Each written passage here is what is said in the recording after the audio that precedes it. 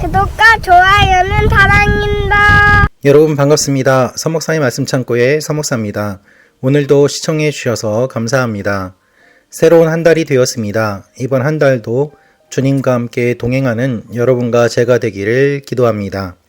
오늘은 고린도전서 14장 1절부터 12절 말씀입니다. 바울은 오늘 말씀을 통해서 언어에 대한 이야기를 하고 있습니다. 바울은 사랑을 이야기하였습니다. 그리고 사랑을 추구하라고 이야기합니다. 사랑을 추구한다는 의미는 무엇입니까? 언어가 변화된다는 것을 의미합니다. 신령한 것을 구하고 특별히 그 결과로 언어가 바뀌게 됨을 바울은 이야기하고 있습니다. 오늘 말씀을 보면 예언을 구하라고 기록되어 있습니다. 또한 방언을 말하는 사람들에 대한 이야기가 있습니다. 여러분, 예언이나 방언이나 모든 것들은 하나님께서 선물로 주신 것입니다. 이것의 공통점은 무엇입니까? 언어가 바뀌었다는 것입니다. 인간의 언어가 아니라 하나님의 언어로, 하늘의 언어로 우리의 언어가 바뀌는 것, 그것이 사랑을 추구하는 것이고 신령한 것을 추구하는 것이고 또한 그 결과임을 바울은 이야기하고 있습니다. 특별히 공동체의 유익을 위해서 방언보다 예언을 구하는 것을 바울은 이야기하고 있습니다. 오늘 이 말씀을 통하여서 우리에게 주시는 하나님의 마음을 함께 묵상하기를 원합니다. 1절부터 말씀입니다. 사랑을 추구하십시오. 신령한 것들을 열심히 구하되 특히 예언하기를 간절히 구하십시오. 방언을 말하는 사람은 사람들에게 말하는 것이 아니라 하나님께 말하는 것입니다. 아무도 이것을 알아들을 수 없습니다. 이는 그가 영어로 비밀을 말하는 것이기 때문입니다. 그러나 예언하는 사람은 사람들을 세워주고 격려와 위로의 말을 합니다. 제가 방언의 은사를 받았던 때를 지금도 기억합니다. 중학교 1학년 때 하나님께서 방언의 은사를 주셨고 또한 그때부터 기도할 때 방언을 사용합니다. 그런데 바울은 이렇게 이야기합니다. 방언은 사람들에게 말하는 것이 아니라 하나님께 말하는 것입니다. 라고 말입니다. 그렇습니다, 여러분. 우리의 일반적인 언어로 기도하는 것보다 방언으로 기도할 때에 우리의 기도가 깊어지고 또한 다른 사람이 모르기 때문에 하나님 앞에 더욱더 자신 있게 담대하게 기도할 수 있음을 경험하기도 합니다. 그런데 바울은 방언은 자기 자신을 위한 것이기 때문에 방언보다는 예언을 구하는 것이 더 좋지 않겠는가라고 이야기를 합니다. 예언은 사람들을 세워주고 격려와 위로의 말을 한다는 것입니다. 3절, 4절 말씀을 읽겠습니다. 그러나 예언하는 사람은 사람들을 세워주고 격려와 위로의 말을 합니다. 방언하는 사람은 자신에게 도움이 됩니다. 그러나 예언하는 사람은 교회를 이롭게 합니다.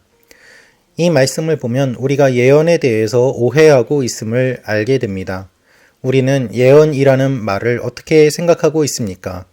앞으로 일어날 일들을 점치는 것처럼 생각하고 받아들일 때가 많이 있습니다.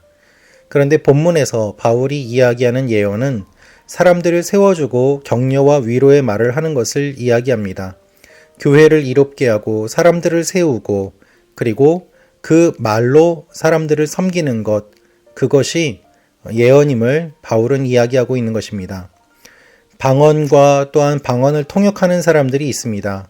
그런데 이 방언이 통역이 제대로 되지 않는다면 혼자만의 기도가 되고 또한 교회를 이롭게 하지 못하는 일이 생길 수도 있다는 이야기를 하고 있습니다. 여러분, 통변하는 은사를 가지신 분을 만나보신 적이 있습니까?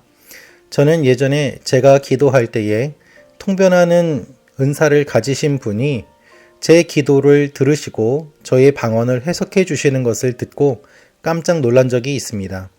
방언으로 기도하였는데 저와 하나님만 아는 기도라고 생각하였는데 그분은 저의 방언을 듣고 정확하게 제가 어떠한 내용으로 기도하였는지 맞추셨던 것입니다. 그런데 그분은 이런 이야기를 하셨습니다. 하나님은 인격적인 분이시기 때문에 은밀한 것은 가르쳐주지 않으시고 하나님이 알려주시는 것만 통변할 수 있다라고 말입니다.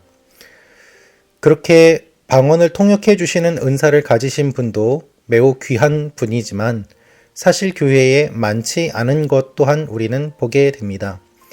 바울은 우리가 방언을 하는 것도 중요하고 방언을 통역하는 것도 중요하고 예언을 하는 것도 중요한데 어떤 은사든지 간에 교회를 위한 것이 기준이 되어야 됨을 이야기하고 있습니다.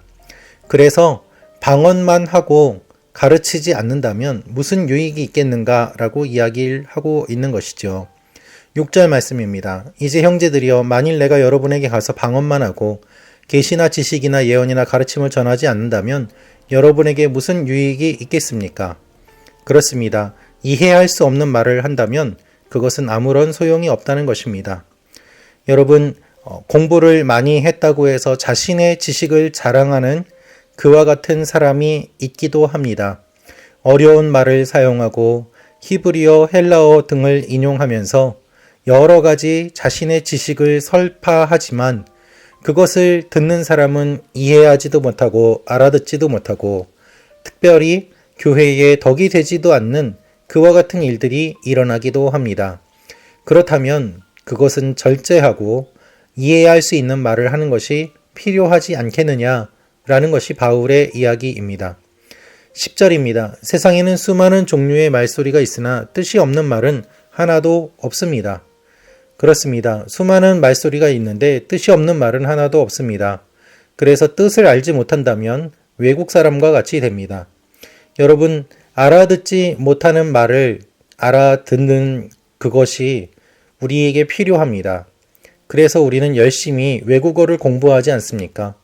외국에 나갔을 때 현지인들의 말을 알아듣지 못한다면 그들은 말을 하고 있지만 나는 이해하지 못하고 내가 말하고 있는 것 또한 그들도 이해하지 못합니다. 그래서 선교사님들은 열심히 언어를 훈련합니다. 그들에게 복음을 전하기 위해서 언어를 준비하지 않는데 어떻게 선교사라고 할 수 있겠습니까? 그와 같이 바울은 교회의 유익을 위해서 영적인 일들을 깨달아 알아야 되고 영적인 것들을 알아들을 수 있게 말을 해야 된다고 이야기하는 것입니다. 그것을 위해서 성령의 은사를 구하되 교회를 위해서 풍성하게 받기를 구하라고 합니다. 그렇습니다, 여러분. 오늘 말씀을 묵상하면서 여러분도 성령의 은사를 사모하시기를 기도합니다. 특별히 언어가 바뀌기를 기도합니다.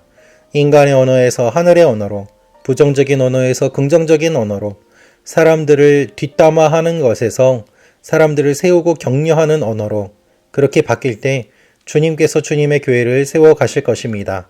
이러한 일들이 일어나시기를 주님의 이름으로 축원합니다. 아버지 하나님, 우리의 언어가 바뀌게 하여 주옵소서. 주님께서 주시는 은혜와 은사로 우리의 언어가 변화되게 하시고 사람들을 살리게 하여 주옵소서. 예수님의 이름으로 기도합니다. 아멘.